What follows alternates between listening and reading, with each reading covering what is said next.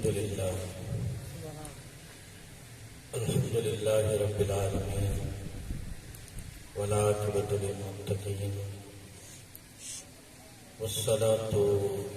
والسلام على أشرف الأنبياء والمرسلين أما بعد فأعوذ بالله من الشيطان الرجيم بسم الله الرحمن الرحيم يا أيها الذين آمنوا إذا قيل لكم تفسحوا في المجالس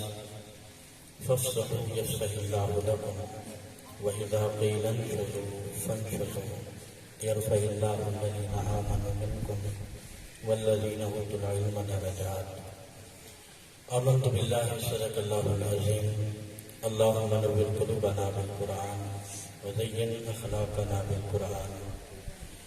وأدخلنا الجنة بالقرآن ونجنا من النار بالقرآن قال الله تعالى في عظمة حبيبه إن الله وملائكته يصلون على النبي يا أيها الذين آمنوا صلوا عليه وسلموا تسليما اللهم صل على سيدنا ومولانا محمد وعلى آل سيدنا وأصحاب سيدنا وشفيعنا ومولانا محمد وبارك وسلم الصلاة والسلام عليك يا سيدي يا رسول الله وعلى آلك وأصحابك يا سيدي يا حبيب الله الصلاة والسلام عليك يا سيدي يا رحمة للعالمين وعلى آلك وأصحابك يا سيدي يا شفيع المذنبين اللہ تعالیٰ کی حمد و ثنا اور حضور نبی اکرم صلی اللہ علیہ وسلم کی ذات اقدس پہ ہدیہ درود و سلام عرض کرنے کے بعد انتہائی قابل احترام معزز علماء کرام اور اثار ثواب کی اس تقریب میں تشریف رکھنے والے انتہائی معزز مہمانان گرامی السلام علیکم ورحمۃ اللہ وبرکاتہ۔ کافی دیر سے آپ تشریف فرما ہیں، آپ کے قیمتی وقت کا احساس بھی ہے، کچھ راستے کی وجہ سے تاخیر ہوئی، باقی سفر بھی بہت لمبا طے کر کے آیا ہوں۔ بہرحال ہم اللہ رسول کا ذکر کرنے کرانے والے لوگ ہیں، ہم نے کبھی اس سے تکلیف اور کوفت محسوس نہیں کی۔ جہاں پہ اللہ رسول کا ذکر ہوتا ہے وہاں پہ ہمیں سارا دن اور ساری رات بھی بیٹھنا پڑے تو ہم اللہ رسول کے لیے بیٹھے رہتے ہیں، کیونکہ ہمارا رشتہ ہی ایسے ہے نا، اپنے رب سے، اپنے محبوب سے۔ اثار ثواب کے حوالے سے یہ محفل پاک ہے، چند ایک گزارشات کروں گا، زیادہ لمبا خطاب نہیں کرنا میں نے۔ کچھ مقاصد ہوتے ہیں، ہر محفل کے کچھ اغراض ہوتے ہیں، تو ایک تو ہم دعا کرنے کے لیے جمع ہوتے ہیں فوت شدہ کے لیے، دوسرا لواحقین جو ہوتے ہیں ان سے اظہار تعزیت کرنا، اظہار ہمدردی کرنا، یہ مقصد ہوتا ہے، اور تیسرا اپنی آخرت کی فکر کرنا بھی مقصود ہوتا ہے۔ یہ سارے مقاصد اغراض ایسی محافل جو ہوتے ہیں، اور اسلام ہر پہلو پہ ہماری رہنمائی کرتا ہے۔ ہم نے سونا کیسے ہے، جاگنا کیسے ہے، چلنا کیسے ہے، پھرنا کیسے ہے، ہم نے گھر والوں سے کیسے پیش آنا ہے، دوست احباب سے اور رشتہ داروں سے کیسا سلوک کرنا ہے، ہر چیز کی طرف ہمارا دین ہماری رہنمائی کرتا ہے۔ محافل کی بھی رہنمائی کی کہ آپ نے محفلیں کیسے سجانی ہیں، آپ نے اجتماعات کیسے کرنے ہیں، مجالس کیسے ہونی ہیں۔ فرمایا یا ایھا الذین آمنوا اذا قیل لکم تفسحوا فی المجالس۔ یہاں پہ ہمارا دین قرآن ہمیں محافل اور مجالس کے آداب سکھا رہا ہے کہ آپ نے محفل میں کس طرح جانا ہے، بیٹھنا کس طرح ہے، محفل منعقد کس طرح کروانی ہے۔ ایک محفل میں حضور علیہ السلام تشریف فرما تھے، صحابہ کرام کا مجمع تھا، حضور گفتگو فرما رہے تھے، صحابہ کرام سن رہے تھے حضور کی باتیں، حضور سنا رہے تھے۔ ایک صحابی حضور کی محفل میں حاضر ہوئے۔ اب جس وقت حضور علیہ السلام محفل منعقد کرتے تھے، کبھی مسجد میں ہوتی، کبھی کسی کے گھر میں ہوتی، کبھی کسی کھلی جگہ پہ حضور علیہ السلام محفل منعقد کرتے ہیں، تو جس وقت حضور محفل کا انعقاد کرتے تو پھر صحابہ کرام جوک در جوک حضور کی محفل میں شامل ہوتے ہیں۔ حضور کی گفتگو سن رہے ہیں۔ محفل ذکر کی حضور واز فرما رہے تھے۔ جس جگہ پہ محفل تھی وہاں پہ ہجوم تھا لوگوں کا، کھچا کھچ بھری تھی جگہ۔ اب کچھ صحابہ کرام اس محفل میں شریک ہونے کے لیے بعد میں آئے، اور جو بعد میں آنے والے صحابہ کرام تھے انہوں نے بدر میں شرکت کی ہوئی تھی، یعنی بدری صحابہ جن کو ہم کہتے ہیں نا، جن صحابہ نے بدر میں شرکت کی ہے، وہ صحابہ کرام حاضر ہوئے۔ اور آپ نے علماء سے سنا ہے کہ جو بدری صحابہ تھے حضور علیہ السلام ان کا بڑا اکرام فرماتے تھے، ان سے بڑی محبت کرتے تھے، حضور بڑی عزت دیتے تھے ان صحابہ کرام کو۔ اب انہوں نے دیکھا کہ جگہ نہیں ہے بیٹھنے کے لیے، اب وہ محفل میں آ گئے ہیں، جگہ نہیں ہے بیٹھنے کے لیے، اور ان کے دلوں میں یہی بات ہے کہ حضور تو ہماری بڑی عزت کرتے ہیں، ہمیں آگے جگہ ملے گی محفل میں بیٹھنے کے لیے۔ لیکن محفل کے آداب یہ ہیں،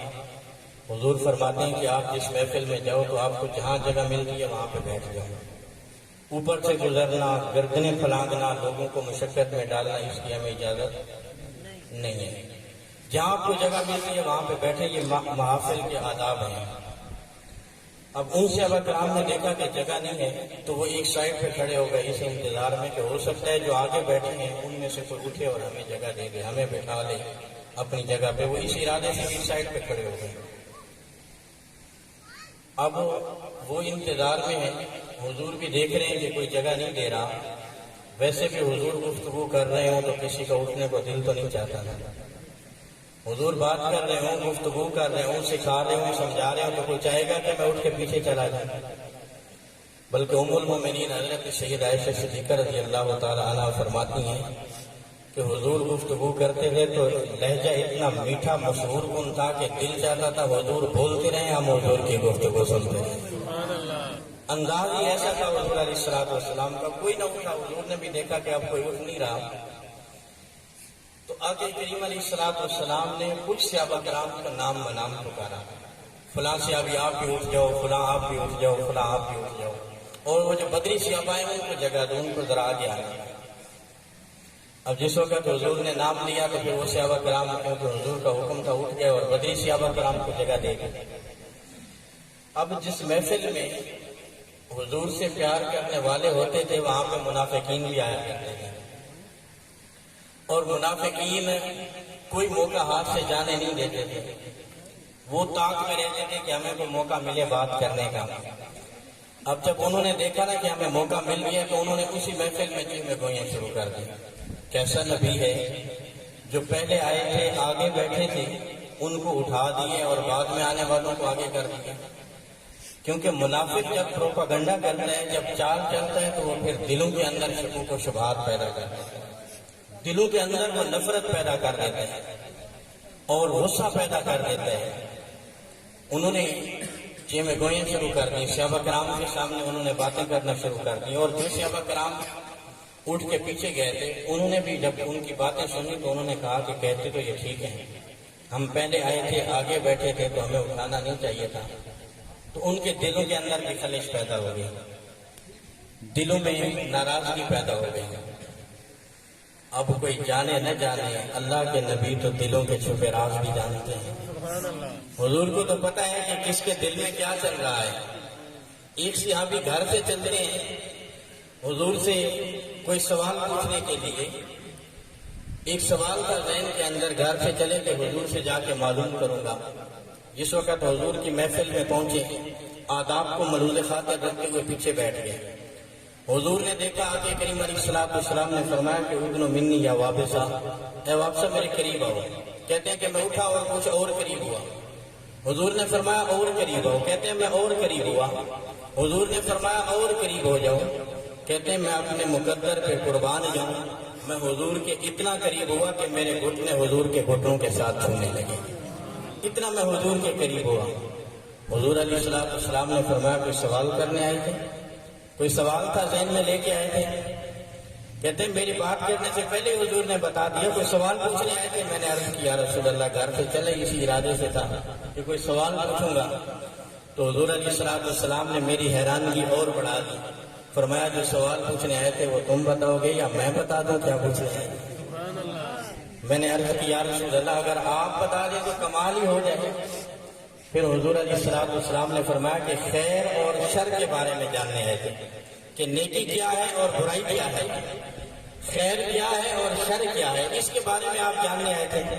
عرض کی یا رسول اللہ یہی جاننے آیا تھا۔ دل کے اندر ایک کشمکش تھی، ارادہ کیا کہ حضور سے جا کے معلوم کروں گا۔ کہتے ہیں حیرانی اور بڑھائی کہ حضور علیہ السلام نے، حضور فرماتے ہیں کہ جو سوال آپ کا ہے اس کا جواب میں دوں یا اس کا جواب بھی آپ خود دو گے؟ عرض کی یا رسول اللہ اگر مجھے جواب آتا ہوتا تو سوال ہی کیوں بنتا، اگر مجھے پتا ہوتا تو آپ کی خدمت میں حاضر ہی کیوں ہوتا۔ کہتے ہیں پھر حضور علیہ السلام نے اپنی 2 انگلیاں یوں میرے سینے پہ دل کی جگہ پہ رکھی اور آقا کریم علیہ السلام نے فرمایا کہ آج سے ہم نے تیرے دل کو مفتی بنا دیا ہے، اسی سے پوچھ لیا کر، یہی تمہیں بتا دے گا خیر کیا ہے اور شر کیا ہے۔ حضور نے ایک ضابطہ دیا نا ہمیں، آپ کوئی اچھا کام کرنے لگے، نیکی کا کام کرنے لگے، کسی کے ساتھ بھلائی کرنے لگے، کسی پہ احسان کرنے لگے، کسی کا فائدہ کرنے لگے، تو آپ کا دل مطمئن ہوگا، اندر سے آپ مطمئن ہوں گے، خوشی آپ کو ہو رہی ہوگی، آپ اطمینان میں ہوں گے، سکون محسوس کر رہے ہوں گے۔ اور آپ اگر کوئی غلط کام کریں گے، کسی کا حق ماریں گے، کسی کے ساتھ زیادتی کریں گے، کسی کو تکلیف پہنچائیں گے، تو آپ کا ضمیر اندر سے آپ کا ساتھ نہیں دے رہا ہوگا، آپ کے اندر گھنٹیاں بج رہی ہوں گی کہ یہ جو ہو رہا ہے صحیح نہیں ہو رہا، آپ کا ضمیر اندر سے آپ کو جھنجھوڑ رہا ہوگا، آپ کا باطن آپ کا ساتھ نہیں دے رہا ہوگا۔ تو حضور علیہ السلام نے ایک ضابطہ دیا کہ اگر کسی چیز میں کشمکش ہو جائے اور تمہیں یہ سمجھ نہ آ رہی ہو کہ مجھے کیا کرنا چاہیے، تو پھر دل سے پوچھ لیا کرو، اگر اندر تمہارا ساتھ دے رہا ہو تو وہ خیر ہے، اور اگر باطن تمہارا ساتھ نہ دے رہا ہو تو وہ خیر نہیں ہے، وہ شر ہے۔ حضور نے ایک ضابطہ بھی دے دیا، تو حضور جانتے ہیں کہ کس کا کیا مسئلہ ہے، کس کو کیا پریشانی ہے، کس کے دل میں کیا بات چل رہی ہے۔ تو میں عرض کر رہا تھا کہ ان صحابہ کرام کے دلوں کے اندر کھٹکا پیدا ہو گیا، خلش پیدا ہو گئی۔ جانتے ہیں کہ حضور نے ان صحابہ کرام کو راضی کیسے کیا، ان کو خوش کیسے کیا۔ جس وقت گفتگو ختم ہو گئی، محفل اختتام کو پہنچی، حضور نے دعا کے لیے ہاتھ اٹھائے تو سب سے پہلے حضور کے لبوں پہ یہ جملے تھے، اے پروردگار میرے جن صحابہ نے اپنے بھائیوں کے لیے جگہ خالی کی ہے، اے مولا ان کو جنت کے عالی شان محلات عطا فرما۔ بس 2 جملے کہنے کی دیر تھی، یہ صرف 2 جملے کہے حضور علیہ السلام نے، ان صحابہ کرام کے دلوں کے اندر جتنے بھی کھٹکے تھے، خلشیں تھیں، ساری دور ہو گئی کہ حضور نے اپنی دعاؤں میں ہمیں یاد رکھا ہے۔ سب سے پہلے حضور نے ہمارے لیے دعا مانگی ہے اور حضور نے ہمارے لیے جنت کے عالی شان محلات مانگے ہیں۔ تو بس حضور نے 2 جملے کہے، صحابہ کرام کے دل خوش ہو گئے۔ آقا کریم علیہ السلام اپنی محفل سے کسی کو ناراض نہیں کرتے تھے، حضور کسی کو دکھی کر کے پریشان کر کے نہیں بھیجتے تھے، بلکہ حضور کے پاس جو بھی آتا حضور اس کو خوش کر کے اور راضی کر کے بھیجتے تھے۔ اور ہمیں ایک ضابطہ دیا کہ 2 جملے آپ نے کہنے ہیں، اس پہ نہ آپ کا زور لگے گا، نہ آپ کا پیسہ خرچ ہوگا، کچھ بھی نہیں ہوگا۔ 2 باتیں آپ کہیں گے اور سامنے والا خوش ہو جائے گا، اور آپ نے سامنے والے کو خوش کر دیا تو پھر عرض کا رامان حاصل ہو جائے۔ اور یہ میرے حضور کا طریقہ تھا۔ ایک محفل میں حضور واز فرما رہے تھے تو صحابہ کرام سے جس کمرے میں موجود تھے وہ کمرہ کھچا کھچ بھرا تھا۔ ایک صحابی پیچھے آیا، ان کو جگہ نہیں مل رہی تھی بیٹھنے کے لیے۔ اب وہ صحابی پیچھے کھڑے ہوئے تو حضور علیہ السلام اپنی جگہ سے تھوڑے سے سرکے، جس طرح ہم نے کسی کو ساتھ جگہ دینی ہو تو ہم سرک جاتے ہیں، گنجائش پیدا کرتے ہیں کسی کے لیے۔ تو حضور علیہ السلام اپنی جگہ سے تھوڑے سے ہلے، سرکے، اور ان کو اشارہ کیا کہ پیچھے نہ کھڑے ہو، ادھر آؤ اور میرے پاس آ کے بیٹھ جاؤ۔ اب صحابی نے دیکھا کہ حضور نے گنجائش تو پیدا کی ہے، لیکن گنجائش اتنی پیدا نہیں ہوئی کہ وہاں پہ بندہ بیٹھ جائے، اور انہوں نے سوچا کہ اگر میں وہاں پہ چلا گیا اور وہاں پہ بیٹھا، حضور بھی تنگ ہوں گے، ساتھ بیٹھے ہوئے دوسرے ساتھی بھی تنگ ہوں گے، ان کو بھی تکلیف ہوگی۔ تو ان کو سمجھ آ گئی بات، انہوں نے عرض کی یا رسول اللہ آپ راضی رہیں، میں آپ سے راضی ہوں، آپ بھی راضی رہیں، میں یہیں پہ گفتگو سن لوں گا۔ جس وقت محفل ختم ہوئی، ایک صحابی عرض گزار ہوئے، یا رسول اللہ صلی اللہ علیہ وسلم آپ نے گنجائش تو پیدا کی ہے، لیکن اتنی گنجائش پیدا نہیں ہو سکی کہ وہاں پہ کوئی بندہ بیٹھ سکے، پھر بھی آپ نے ان سے کہا کہ آئیں ادھر بیٹھ جائیں۔ آقا کریم علیہ السلام نے فرمایا کہ اتنی جگہ نہیں تھی کہ وہاں پہ بندہ بیٹھ سکتا، اور وہ بھی دیکھ چکے تھے کہ یہاں پہ بندہ نہیں بیٹھ سکتا تھا، اور وہ آئے بھی نہیں، اور مجھے پتا تھا کہ انہوں نے آنا بھی نہیں، لیکن میں نے صرف ان سے ایک بات کہی کہ آئیں اور میرے ساتھ آ کے بیٹھے، تو میرے اتنے جملے کہنے سے ان کے دل میں میری عزت کتنی بڑھ گئی ہے، ان کا دل کتنا خوش ہو گیا ہے، وہ راضی اندر سے کتنے ہو گئے ہیں، اس کا آپ اندازہ نہیں کر سکتے۔ آپ بیٹھے ہوں اور کوئی شخص باہر سے آئے اور آپ کھڑے ہو جائیں، آپ اس کو کہیں کہ آئیے جناب میری جگہ پہ بیٹھیے، گو کہ وہ آپ کی جگہ پہ بیٹھنے کے لیے نہیں آئے گا، لیکن اس کے دل میں جو آپ کی عزت بڑھ جائے گی، جو قدر و منزلت پیدا ہو جائے گی، اس کا اندازہ نہ کیا جا سکتا۔ تو حضور ہمیں طریقہ سکھا رہے ہیں، ہمیں بتا رہے ہیں کہ آپ نے کیسے جو ہے اپنی محافل مجالس کو مرتب کرنا ہے، آپ نے اچھی گفتگو کرنی ہے، دو جملے کہنے ہیں، سامنے والا خوش ہو جائے گا، اور سامنے والا خوش ہو گیا تو پھر سمجھنا کہ عرش کا رحمان راضی ہو جائے گا۔ ایک اور اسی ایمان میں بات عرض کرتا چلوں تاکہ مسئلہ سمجھ میں آ جائے۔ حضور بات فرما رہے تھے، نیچے چٹائیاں بچی تھی جہاں پہ صحابہ کرام موجود تھے، اب ایک صحابی پیچھے آئے، چٹائیوں پہ جگہ نہیں تھی بیٹھنے کے لیے، تو پیچھے وہ زمین کے اوپر بیٹھ گئے۔ اس وقت یہ تو نہیں تھا کہ ٹائل پتھر سنگ مرمر یہ چیز اتنی ہوتی تھی، کچی زمین کے فرش ہوا کرتے تھے، تو وہ زمین کے اوپر ہی بیٹھے۔ اب آقا کریم علیہ السلام اپنے کاندھوں پہ چادر رکھا کرتے تھے، حضور علیہ السلام نے چادر اتاری اور یوں ان کی جانب لی، اور پھر حضور علیہ السلام نے فرمایا کہ نیچے زمین پہ نہ بیٹھو، یہ میری چادر لے لو اور یہ چادر بچھا کے اوپر بیٹھ جاؤ۔ اب جس وقت وہ چادر پر پہنچی تو انہوں نے چادر کو پکڑا، چوما آنکھوں پہ رکھا، سینے سے لگایا اور عرض کیا رسول اللہ صلی اللہ علیہ وسلم، ہماری اتنی مجال کہ آپ کی چادر کو بچھا کے اوپر ہم بیٹھے، یہ جرأت ہم کیسے کر سکتے ہیں؟ یہ تو وہ چادر ہے جب آپ کے کاندھوں پہ ہو تو پیغام عرش الہی سے اترتا ہے، قرآن کی آیات نازل ہوتی ہیں، جبریل اللہ کا پیغام لے کے آتے ہیں، اور اس چادر کو ہم نیچے بچھا کے اوپر بیٹھ گئے تو یہ بہتری ہم کیسے کر سکتے ہیں؟ یا رسول اللہ آپ راضی رہیں، ہم یہاں پہ بیٹھ کے آپ کی گفتگو سنیں گے۔ تو یہ طریقہ دیا، یہ ضابطہ دیا حضور علیہ السلام نے کہ آپ نے زبان کا اچھا استعمال کرنا ہے، خوبصورت سنتی ہوئی گفتگو کرنی ہے، لوگوں کے دل خوش کرنے آپ نے اگر کسی کو راضی کر دیا اور کسی کا دل خوش کر دیا تو پھر سمجھ لو کہ اللہ آپ سے راضی ہو جائے گا۔ لیکن ہم گفتگو کرتے ہوئے سوچتے نہیں ہیں کہ ہماری بات کسی کو اچھی لگ رہی ہے یا بری لگ رہی ہے، اس پہ کبھی ہم نے غور نہیں کیا، بلکہ ہم سمجھتے ہیں کہ شاید کہ ہم نے بہت بڑی بہادری کی، اگر کسی کو ہماری بات سے تکلیف ہوئی اور کوئی شخص ناراض ہو کے چلا گیا تو ہم سمجھتے ہیں کہ شاید اس میں تو ہمارا کمال ہے، اس میں ہمارا کمال نہیں ہے، بلکہ ہم نے اپنے رب کو ناراض کیا۔ حضور علیہ السلام نے فرمایا نا کہ اپنی زبان کا صحیح استعمال کرو، بلکہ صحابہ کرام سے فرمایا کہ دو چیزوں کی ضمانت تم مجھے دے دو، میں تمہیں جنت کی ضمانت دے دیتا ہوں۔ عرض کی یا رسول اللہ کون سی؟ تو حضور نے فرمایا کہ ایک وہ جو دو جبڑوں کے درمیان ہے یعنی تمہاری زبان، اور ایک وہ جو دو ٹانگوں کے درمیان ہے تمہاری پارسائی کی جگہ، ان دو چیزوں کی ضمانت تم مجھے دے دو، میں محمد تمہیں جنت کی گارنٹی دے دیتا ہوں۔ تو زبان ایک ایسی چیز ہے، حضرت سیدنا علی المرتضیٰ رضی اللہ تعالیٰ عنہ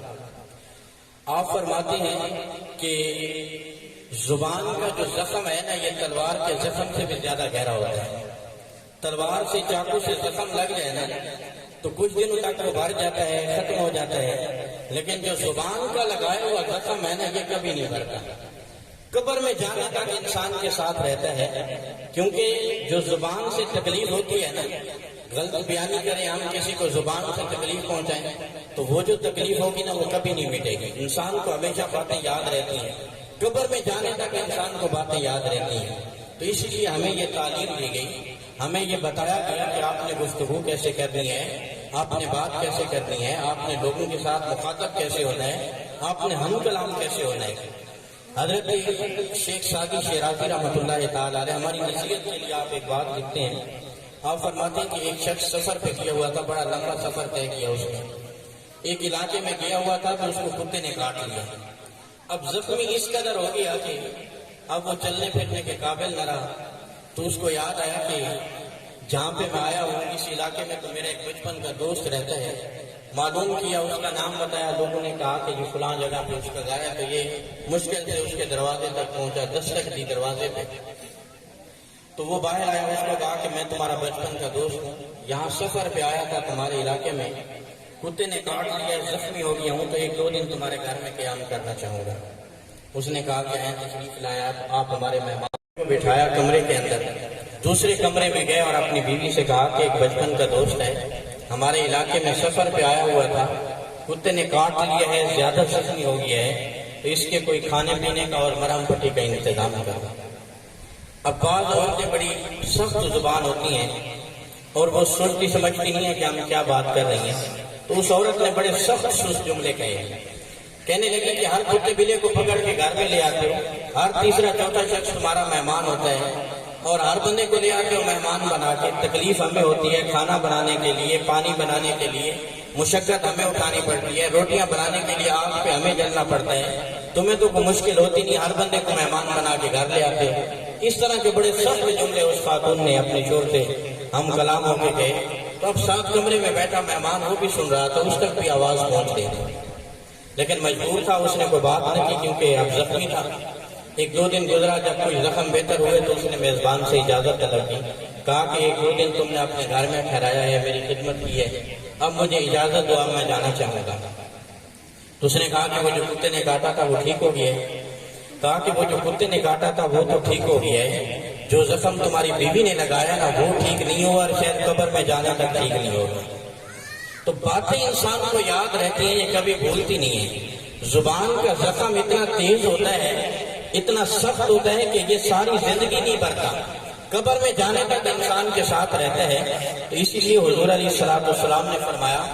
کہ اگر تمہیں کبھی کسی مجمع میں، کسی پریا پنچایت میں، کسی محفل میں گفتگو کرنے کا موقع ملے تو تم اپنی زبان کو سنبھال کے بات کیا کرو، لوگوں کے مزاج کے مطابق بات کیا کرو۔ سامنے کوئی تمہارے باپ کی عمر کا ہوگا، کوئی تمہارے دادا کی عمر کا ہوگا، کوئی امام مسجد بیٹھا ہوگا، کوئی اسکول کا استاد بیٹھا ہوگا، کوئی محلے کا مسجد سفید بزرگ بیٹھا ہوگا، تو آپ کو بات کرنے کا موقع ملے تو سوچ سمجھ کے بات کیا کرو اور لوگوں کے مزاج کے مطابق بات کیا کرو۔ لیکن ہم جو منہ میں آتا ہے کہہ دیتے ہیں، جو دل میں آتا ہے وہ ہم کہہ دیتے ہیں۔ ہم کسی محفل میں کوئی بات کرتے اور کوئی بزرگ شخص سفید مسجد شہری بیٹھا ہو، محلے دار بیٹھا ہو، اور اس کو ہماری بات بری لگے اور وہ اٹھ کے چلا جائے، بجائے اس لیے کہ ہم شرمندہ ہوں، اس میں ہم شرمندہ نہیں ہوتے بلکہ ہم کہہ رہے ہوتے ہیں دیکھا میری بات برداشت نہیں اور سچ ہضم نہیں ہوتا، اس لیے یہ اٹھ کے چلا گیا۔ اس پہ بھی ہم فخر کر رہے ہوتے ہیں، اس پہ بھی ہم اترا رہے ہوتے ہیں۔ ارے قابل داد تو وہ شخص ہے جس نے تمہاری بات کو برداشت کیا اور خاموشی کے ساتھ چلا گیا۔ تمہارا اس میں کیا کمال ہے کہ تم اترا رہے ہو اور تم اس پہ فخر کر رہے ہو۔ فرمایا کہ لوگوں کے مزاج کے مطابق بات کیا کرو، کسی کو زبان سے تکلیف نہ دو۔ تمہاری زبان سے کسی کو تکلیف نہیں ہونی چاہیے۔ وہ صرف ہی ہماری تعلیم کے لیے نہیں تھا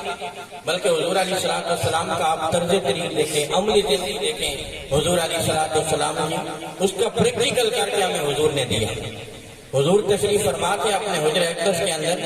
اور مبارک انگلیوں سے کپڑا بھی اترا ہوا تھا،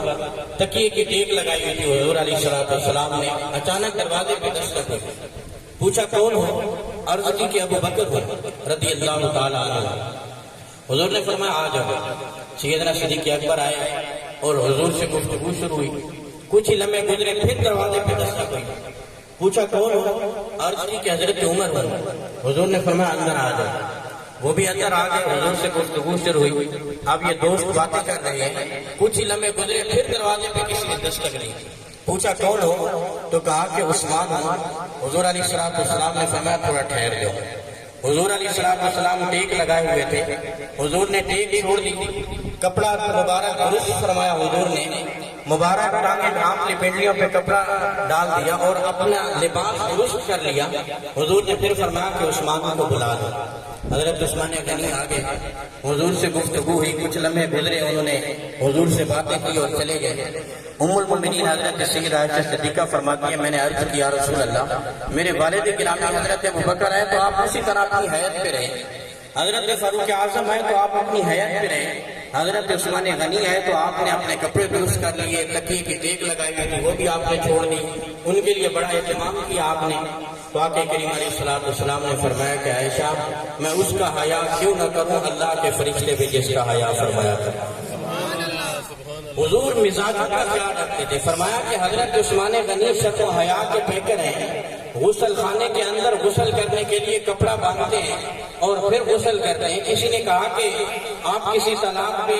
اور کسی کھلی جگہ پہ آپ غسل کریں تو سمجھ میں آتا ہے کہ آپ کپڑا باندھ کے غسل کریں کیونکہ پردے کا معاملہ ہے، لیکن جب آپ غسل خانے کے اندر ہوتے ہیں وہاں پہ تو کپڑا باندھ کے غسل کرنے کی ضرورت ہی نہیں، وہاں پہ تو کپڑا نہ بھی باندھے تو کوئی حرج نہیں۔ تو سنیے حضرت عثمان غنی کا جواب۔ آپ نے فرمایا کہ باہر لوگوں سے حیا کرتا ہوں اور غسل خانے کے اندر اپنے رب کا حیا کرتا ہوں۔ تو یہ ان کا حیا کا عالم تھا۔ تو حضور نے فرمایا نا کہ الحیاء من الایمان، یہ تو ایمان کا حصہ ہے حیا۔ اور حضرت عثمان غنی کے مزاج کا خیال رکھتے ہوئے حضور علیہ السلام نے کس طرح کی عملی مثال پیش فرمائی، بلکہ ایک موقع پہ حضور علیہ السلام نے حضرت فاروق اعظم سے مخاطب ہو کے فرمایا کہ معراج کی رات جنت کی سیر کی گئے، جنت دوزخ کا معائنہ کیا ہے، ہر جگہ کو دیکھا ہے۔ جس وقت جنت میں گیا تو یہ خوبصورت محل تھا، جلی حروف کے ساتھ آپ کا نام لکھا ہوا تھا۔ جس وقت میں قریب گیا تو باہر سے محل خوبصورت تھا، میں نے سوچا کہ جو محل باہر سے اتنا خوبصورت ہے اندر سے کتنا خوبصورت ہوگا۔ اس کے دروازے پہ پہنچا، دل کیا کہ اندر چلا جاؤں لیکن اندر نہیں گیا میں۔ تو حضرت عمر رضی اللہ تعالیٰ عنہ نے عرض کیا رسول اللہ، اس محل پہ میرا نام لکھا تھا تو آپ کے صدقے اللہ نے وہ مجھے ہی عطا فرمانا ہے۔ اگر آپ اس محل کے اندر تشریف لے جاتے، آپ اگر اندر چلے جاتے تو یہ بات میرے لیے اعزاز شان ہوتی اور میں صحابہ کرام کے مجمع کے اندر فخر کرتا کہ میرے جنت کے محل میں حضور نے اپنے قدم رکھ لیے، یہ بات میرے لیے اعزاز شان ہوتی۔ حضور نے فرمایا دل بڑا کیا کہ اس محل کے اندر چلا جاؤں، لیکن پھر میں دروازے سے ہی واپس آ گیا۔ حضرت فاروق اعظم نے عرض کیا رسول اللہ، نہ جانے کی کوئی وجہ تھی؟ حضور نے فرمایا ہاں وجہ تھی۔ جس وقت محل کے دروازے پہ پہنچا تو میں نے دیکھا کہ وہاں پہ ایک جنت کی حور موجود تھی جس کا آپ کے ساتھ نکاح ہوگا جب آپ جنت میں جائیں گے، وہاں پہ انتظار میں اس محل کے اندر موجود تھی۔ تو میں نے یہ پسند نہیں کیا کہ حضرت عمر کی ہونے والی بیوی موجود ہے اور میں حضرت عمر کی اجازت کے بغیر حضرت عمر کے گھر میں داخل ہو جاؤں۔ حضور کی تعلیم ہے نا کہ کسی کے گھر میں بغیر اجازت کے داخل نہ ہوا کرو، یہ حضور کی تعلیمات ہے، یہ مزاجوں کا خیال ہے۔ حضور نے فرمایا دستک دو، ایک بار دستک دو، دو بار دستک دو، تین بار دستک دو۔ اگر سامنے والا دروازہ کھول دے تو درست ہے، اگر نہ کھولے تو پھر دستک نہ دو بلکہ واپس آ جاؤ۔ ہو سکتا ہے کہ وہ آپ سے ملنے کی پوزیشن میں نہ ہو سکتا ہے کہ وہ ایسی حالت میں ہو کہ وہ آپ سے مل نہ پا سکتا ہو، تو اس لیے آپ کو چوتھی بار دستک دینے کی بھی اجازت نہیں۔ تو حضور مزاجوں کا خیال رکھتے ہیں۔ فرمایا کہ عمر دل تو بڑا کیا کہ اندر جاؤں، لیکن تمہاری ہونے والی بیوی موجود تھی، میں نے یہ تمہاری غیرت کا لحاظ رکھتے ہوئے تمہاری اجازت کے بغیر وہاں پہ جانا پسند نہیں فرمایا۔ تو حضور علیہ السلام مزاجوں کا خیال کرتے تھے۔ فرمایا کہ سامنے والے کے مزاج کے مطابق گفتگو کیا کرو، عمل اس کے مزاج کے مطابق کیا کرو تاکہ تمہاری زبان سے کسی کو تکلیف نہ پہنچے۔ کسی کا دل خوش کرنا، کسی کو خوش کر دینا، یہ بہت بڑی نیکی ہے جس کا ہم خیال نہیں کرتے، جس کی طرف ہم نے کبھی توجہ نہیں دی۔ ایک دن حضرت ام المومنین سید عائشہ صدیقہ رضی اللہ تعالیٰ عنہ آپ موجود تھی۔ حضور نے فرمایا کہ عائشہ مانگو، آج کیا مانگتی؟ آج جو بھی مانگو گی آپ کو مل جائے گا۔ تو آگے بھی ام المومنین حضرت عائشہ سے عرض کی یا رسول اللہ، آج تو دریائے رحمت جوش میں ہے اور آج میں جو بھی مانگوں مجھے مل جائے گا، تو اس لیے میں کوئی عام چیز نہیں مانگنا چاہتا، مجھے آپ تھوڑا سا ٹائم دیں، مجھے مہلت دیں، میں اپنے گھر میں جاؤں اور اپنے والد گرامی سیدنا صدیق اکبر سے مشورہ کر کے ان سے بھی ذرا بات چیت کر دوں کہ آج مجھے کیا مانگنا چاہیے، کیونکہ آپ نے تو کہہ دیا کہ جو مانگو مل جائے گا، تو اس لیے کوئی عام چیز مانگنا نہیں چاہتا۔ تو حضور نے فرمایا اجازت ہے، جاؤ مشورہ کر کے۔ تو حضرت عائشہ صدیقہ حاضر خدمت ہوئی اور عرض کی ابا جان، آج حضور کا دریائے رحمت جوش میں ہے، آج جو بھی مانگیں گے مل جائے گا، تو آپ سے مشورہ کرنے آئی ہوں، مجھے بتاؤ کہ آج مجھے حضور سے کیا مانگنا چاہیے۔ آپ تو آئی تھی کہ سیدنا صدیق اکبر اچھا مشورہ دیں گے، اور اگر کوئی ہماری طرح کا آدمی ہوتا تو ہم دنیا کا مال مانگتے، شہرت مانگتے، گھر کی فرمائش کرتے، درم و دینار کی خواہش ہوتی، پتہ نہیں کیا کچھ ہماری خواہشات ہوتی۔ کیونکہ جس وقت بندے کو اختیار مل جائے نا، اختیار دے دیا جائے، ہاں بھائی مانگو کیا مانگتے ہو، تو وہ بندہ جو چیز مانگے گا نا، جب اس کے اندر کی کیفیت ہوگی یہ اس کا باطن ہوگا۔ آپ کسی کو اختیار دے کے دیکھ لیں، ہاں بھائی تمہیں کیا چاہیے، مانگو آج جو بھی مانگو گے ملے گا، تو آپ کو جو چیز بھی مانگے گا یہ اس کا باطن ہوگا، کیونکہ اس کو اختیار مل گیا۔ وہ اندر کیا سوچتا ہے، اس کے دل میں کیا چلتا ہے، وہ ہر چیز آپ کے سامنے کھل کے آ جائے گی۔ تو ام المومنین نے کہا کہ ابا جان مجھے آپ مشورہ دیں، کیا مانگنا چاہیے؟ تو آگے بھی سیدنا صدیق اکبر تھے۔ سیدنا صدیق اکبر نے کہا کہ بیٹی جاؤ اور حضور علیہ السلام سے کہو کہ معراج کی رات آپ کے اور رب کے درمیان جو راز و نیاز کی باتیں ہوئی تھی نا، جن کا اللہ نے کہا تھا کہ کسی سے ذکر نہیں کرنا، یہ میری اور آپ کی باتیں ہیں، وہ جو عجائبات اور مشاہدات تھے ان میں جو راز و نیاز کی باتیں تھیں نا، حضور سے کہو کہ ان میں سے ایک بات بتا دو۔ تو حضرت سید عائشہ صدیقہ حاضر خدمت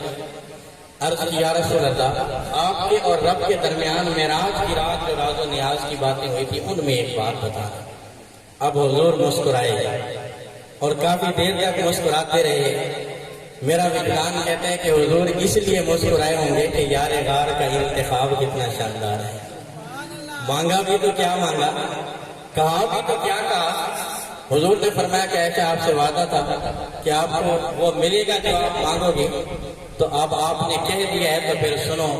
میرے اور رب کے درمیان جو راز و نیاز کی باتیں ہوئی تھی ان میں ایک بات یہ تھی، میرے رب نے مجھے فرمایا تھا کہ آپ کا جو امتی کسی شخص کا ٹوٹا ہوا دل جوڑ دے گا، کسی شخص کا دل خوش کر دے گا، تو میں رب اس کو بغیر حساب کے جنت میں داخل فرما دوں گا۔ اب یہ بات حضور علیہ السلام نے ارشاد فرمائی، خوشی کی انتہا نہ رہی۔ ام المومنین پھر دوڑتے ہوئی چلی گئیں والد گرامی کے پاس، کیونکہ کہا تھا سیدنا صدیق اکبر نے کہ جو بھی پتہ چلے مجھے بھی آ کے بتانا ہے۔ تو گئی اور فوراً جا کے عرض کی کہ ابا جان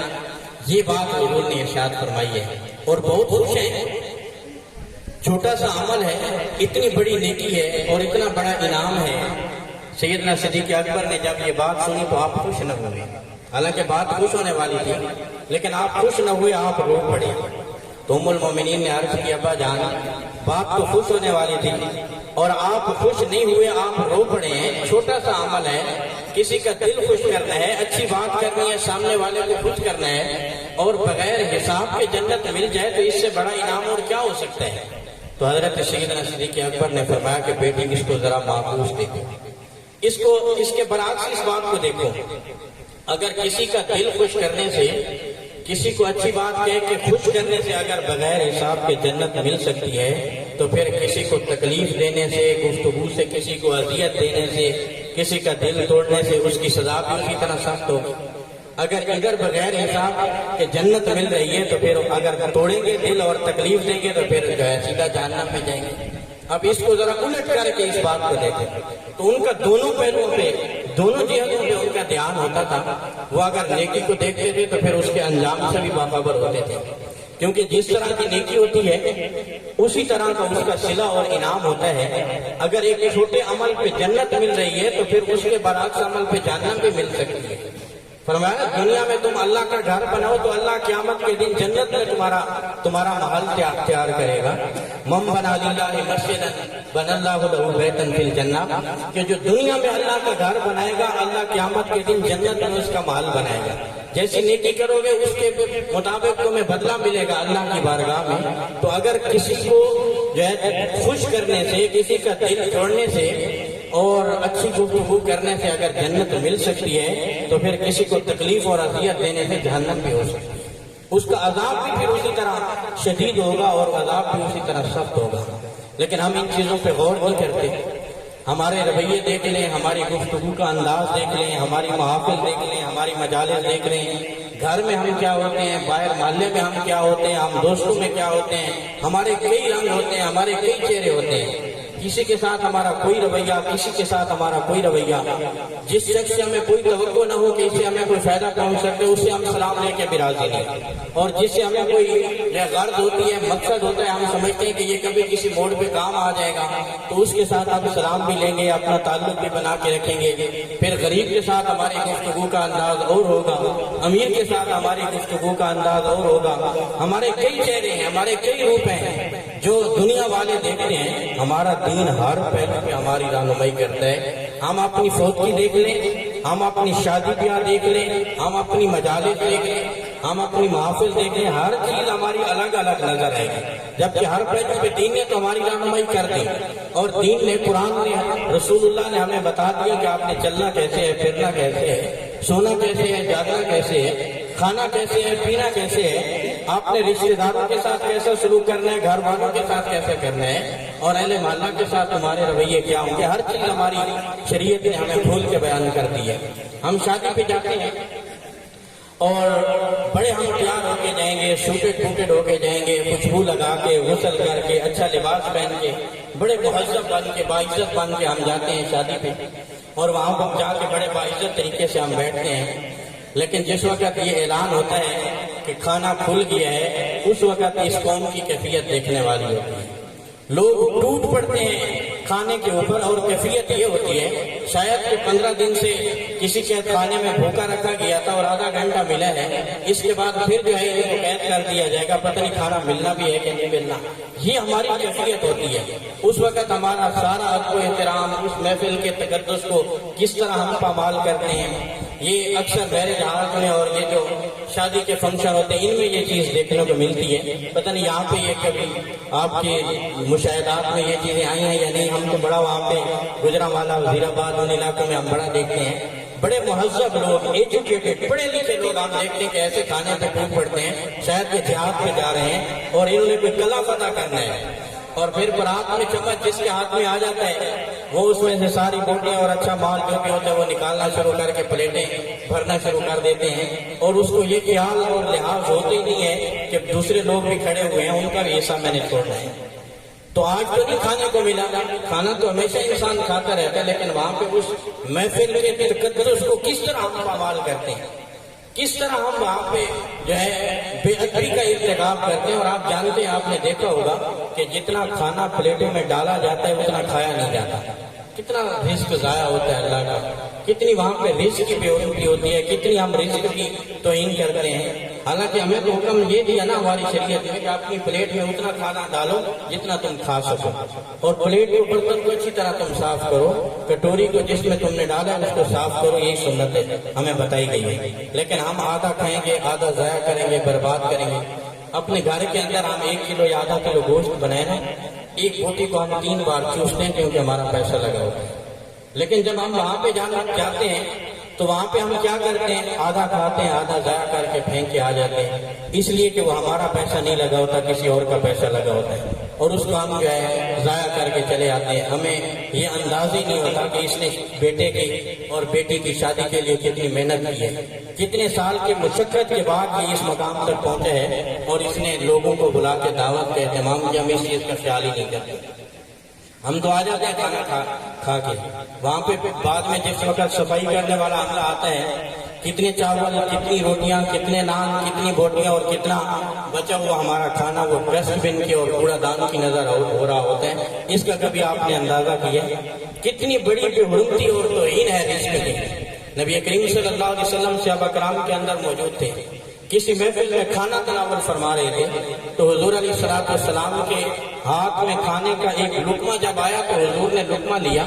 اور صحابہ کرام کی جانب مخاطب ہوئے اور صحابہ کرام کو جھنجھوڑ کے فرمایا، او میرے صحابہ، جس طرح کسی کو تاکید کرتے ہیں نا، خبردار کرتے ہیں، ایسے لقمہ لیا ہاتھ میں اور صحابہ کرام سے مخاطب ہوئے، او میرے صحابہ، دیکھو یہ رزق کا لقمہ ہے، اس کی قدر کیا کرو، یہ جس گھر سے روٹھ جاتا ہے یہ پھر دوبارہ پلٹ کے آتا نہیں، رزق جس گھر سے ناراض ہو جائے، رزق جس گھر سے روٹھ جائے تو دوبارہ پلٹ کے آتا نہیں۔ حضور نے جھنجھوڑ کے خبردار کر کے صحابہ کرام کو فرمایا۔ تو ہمیں اپنی ہر محفل مرتب کرنے کی ضرورت ہے، اور ہر محفل کے ہمیں آداب سکھائے گئے، طریقہ سکھایا گیا۔ اس کے بعد ہم اپنا لباس دیکھ لیں، ہمارے لباس کی وہاں پہ کیا کیفیت ہوتی ہے۔ جس وقت کسریٰ کو اپنے پاؤں تلے روندنے کا وقت آیا، یہ حضرت فاروق اعظم رضی اللہ تعالیٰ عنہ کا دور خلافت تھا، تو جس وقت جو ہے کسریٰ کو معلوم ہوا کہ حضرت عمر کی فوج تیاری کر رہی ہے چڑھائی کرنے کے لیے، تو اس نے قاصد بھیجا، اپنا سفیر بھیجا حضرت فاروق اعظم کو، کہا کہ میں جنگ نہیں کرنا چاہتا اور مجھے پتا ہے کہ میں مسلمانوں کے ساتھ لڑ نہیں سکتا، نہیں میں مسلمانوں کی تلواروں کا مقابلہ کر سکتا ہوں، آپ آئیں میرے ساتھ بیٹھ کر مذاکرات کر لیں، بات چیت کر لیں، ٹیبل ٹاک ہو جائے، اور یہ علاقے ہم ویسے ہی آپ کو دے دیتے ہیں، آپ ان کو کنٹرول سنبھال لیں، لیکن آپ جنگ کے بغیر ہی ہم سے جو ہے نا بات چیت طے کر لیں۔ تو حضرت عمر رضی اللہ تعالیٰ عنہ نے اپنے 2 سفیر بھیجے، حضرت حذیفہ بن یمان اور حضرت ابو عامر تھے، یا حضرت عامر بن سعید تھے، ان میں سے کوئی ایک صحابی تھے۔ تو یہ 2 سفیر حضرت عمر نے بھیجے، اور آپ نے فرمایا کہ آپ نے وہاں جا کے نمائندگی کرنی ہے اور ان سے بات چیت طے کرنی ہے آپ نے۔ یہ دونوں سے آگے چلے،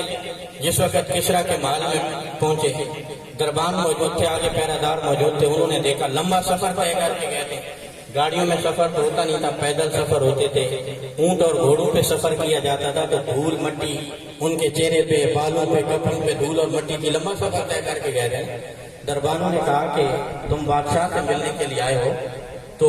یہ بادشاہ کے شیان شان نہیں تمہارا حلیہ،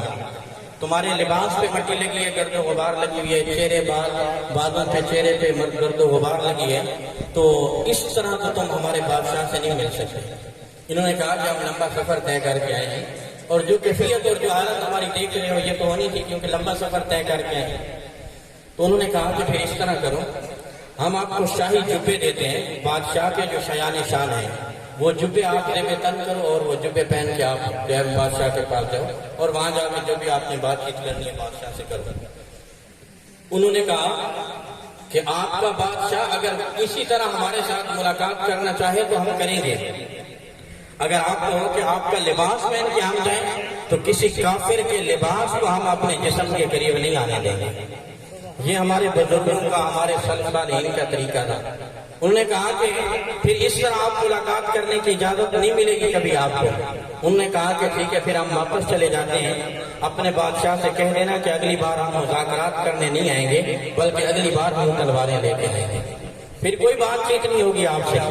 تو بادشاہ کو اندر پیغام بھیجا گیا۔ بادشاہ نے کہا کہ اسی حالت میں ان کو لے آؤ میرے پاس، اسی حالت میں ان سے ملاقات کر لوں گا۔ اس وقت یہ دونوں سے ابھی پہنچے، بادشاہ سے ملاقات کی، گفت و شنید ہوئی، کچھ اس نے اپنی باتیں سنائی، کچھ انہوں نے اپنی باتیں سنائی۔ اس نے وہ علاقہ اور محل دینے کے لیے وہ تیار ہو گیا۔ تو اس نے کہا کہ آپ لمبا سفر طے کر کے آئے ہو اور حضرت عمر کے سفیر ہو، وہ بادشاہ جس سے کیسر و کسریٰ بھی کامتے ہیں اور جس سے عالم کفر کامتا ہے، آپ اس بڑے بادشاہ کے سفیر ہو، اس لیے یہ میرے لیے اعزاز ہوگا کہ آپ جو ہے آج رات میرے پاس گزاریں اور شاہی مہمان بنے، کھانا رات کا ہمارے پاس ہے۔ تو انہوں نے دعوت کو قبول کر لیا۔ جس وقت کھانے کے لیے دسترخوان بچھایا گیا، زمین کے اوپر دسترخوان بچھایا گیا، کھانا کھانے بیٹھے، حضرت حذیفہ بن یمان نے لقمہ اٹھایا۔ جس وقت لقمہ منہ کے قریب کرنے لگے تو لقمہ نیچے گر گیا۔ ہوتا ہے نا بعض اوقات نوالا گر جاتا ہے انسان کے ہاتھ سے، لقمہ نیچے گر گیا۔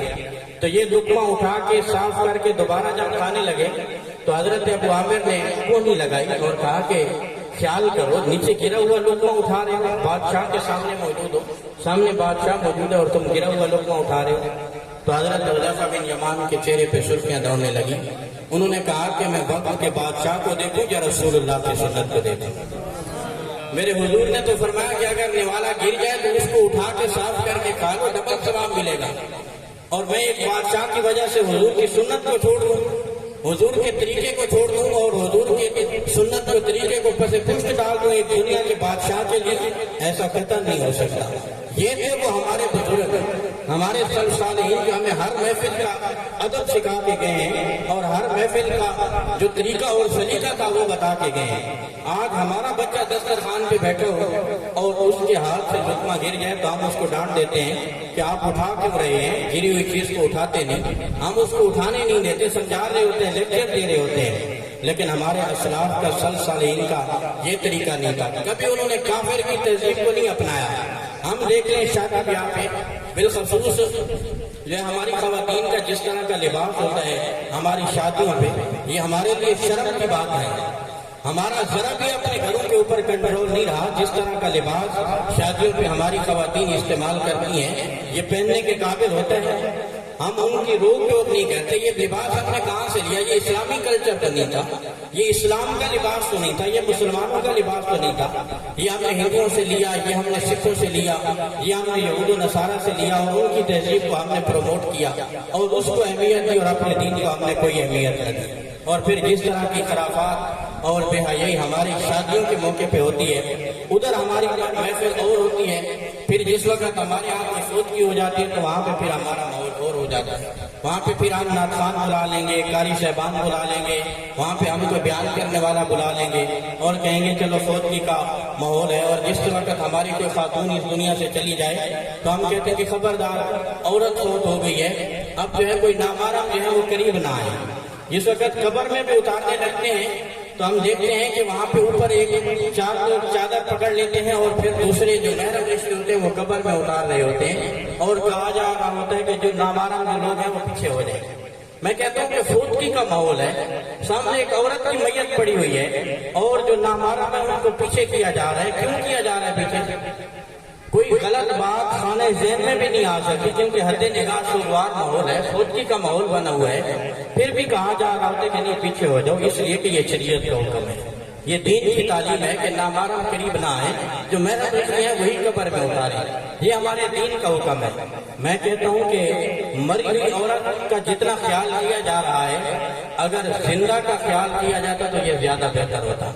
آج جس طرح اس کے اوپر چادر دی جا رہی ہوتی ہے، یہ چادر اگر اس کی زندگی میں اس کے سر پہ دی گئی ہوتی تو یہ قبر کا ماحول اور منظر ہی آج کچھ اور ہوتا، لیکن ہماری ترجیحات کچھ اور ہے نا، ہم سمجھتے کچھ اور ہیں، کرتے کچھ اور ہیں، ہماری ہر محفل کا رنگ اور انداز کچھ اور ہوتا ہے، تو ہمیں ہر محفل کا طریقہ بتایا گیا، ہر محفل کا سلیقہ بتایا گیا۔ تو انہوں نے لقمہ اٹھا کے کھایا اور کہا کہ بادشاہ میرے سامنے کوئی حیثیت نہیں رکھتا، میرے سامنے اللہ کے قرآن کی اہمیت ہے یا رسول اللہ کے فرمان کی اہمیت ہے۔ میں اپنی گفتگو کو ختم کرتے ہوئے آخری بات سبق کے لیے آپ کو عرض کرتا چلوں۔ ایک بزرگ لوگوں کو دعوت کے لیے بلاتے تھے، وہ ہر ہفتے دعوت کرتے تھے، لوگوں کو کھانا کھلاتے تھے، دسترخوان بچھتا تھا اور کئی ضرورت مند آ کے وہاں پہ کھانا کھاتے تھے۔ تو ایک دفعہ ایک شخص آیا جو پہلی بار اس محفل میں آیا تھا، جس وقت کھانا کھا کے لوگ دعا ہو گئی تو اس شخص نے کہا کہ حضرت آپ اجازت دیں تو میں یہ دسترخوان نہ صاف کر دوں، یہ سعادت مجھے دے دیں، تھوڑا سا ثواب میں بھی حاصل کر لوں، دسترخوان صاف کر کے رہوں۔ تو بزرگوں نے کہا کہ تمہیں پتہ ہے دسترخوان صاف کرنے کے آداب کیا ہیں؟ تو وہ شخص بڑا حیران ہوا، اس نے کہا کہ حضرت دسترخوان صاف کرنے کے بھی کوئی آداب ہوتے ہیں؟ اٹھاؤں گا، پکڑوں گا، لپیٹ کے لے کے جاؤں گا اور جھاڑ دوں گا، بس اتنی سی بات ہے، یہ بھی کوئی سیکھنے سکھانے والی بات ہے؟ انہوں نے کہا کہ نہیں، دسترخوان صاف کرنے کے بھی آداب ہوتے ہیں۔ کہا کہ وہ کس طرح؟ انہوں نے کہا کہ جو ٹکڑے اور ہڈیاں بچی ہیں یہ ہم پھینکتے نہیں، یہ ہم وہاں پہ ڈالتے ہیں جہاں پہ کتے اور بلیاں آتی ہیں، یہ ان کی خوراک بن جاتا ہے، یہ ضائع نہیں جاتا۔ جو چھوٹے ذرات ہوتے ہیں یہ ہم چھت پہ پھینکتے ہیں، جہاں پہ کبے اور پرندے آتے ہیں کھانے کے لیے، چڑیاں آتی ہیں، یہ ضائع نہیں جاتے، یہ ان کی خوراک بن جاتے ہیں۔ اور دسترخوان کے اوپر بالکل جو چھوٹے چھوٹے ذرے ہوتے ہیں، جہاں پہ چیونٹیوں کے بل ہوتے ہیں یہ ہم وہاں پہ جھاڑتے ہیں، یہ چیونٹیوں کی خوراک بن جاتی ہے۔ ہم تو اپنے دسترخوان سے ایک ذرا بھی ضائع نہیں ہونے دیتے۔ تو ہر چیز کا ہمارا دین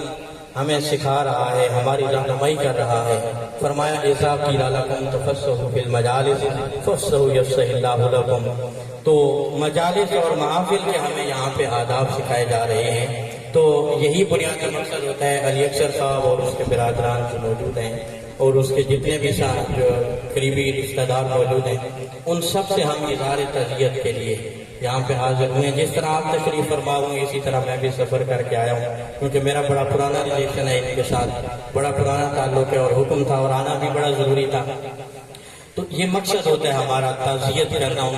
ان سے اظہار ہمدردی کرنا، اور یہ کوئی رسم نہیں ہے، یہ رواج نہیں ہے، یہ رسول اللہ کی سنت ہے۔ اور دعا کرنا فوت شدہ کے لیے، حضور نے فرمایا کہ جب تم دعا کرتے ہو نا کسی کے لیے تو اللہ کا ایک فرشتہ یہ دعا کرتا ہے۔ آپ کہتے ہو نا کہ اللہ ہمارے فلاں کی مغفرت فرما، تو فرشتہ یہ دعا کرتا ہے مولا پہلے دعا کرنے والے کی مغفرت فرما، پھر اس کی مغفرت فرما جس کے لیے دعا کی ہے۔ تو یہ کوئی بیکار چیز نہیں ہے، یہ بڑی کارآمد چیز ہے۔ فرمایا کہ دعا و سلاح المومن، یہ ہتھیار ہے مومن کا۔ دعا و مخ العبادہ، یہ عبادت کا مغز ہے دعا، تو اس کی ہمیں باقاعدہ تعلیم دی گئی ہے۔ اللہ فرماتا ہے ادعونی استجب لکم،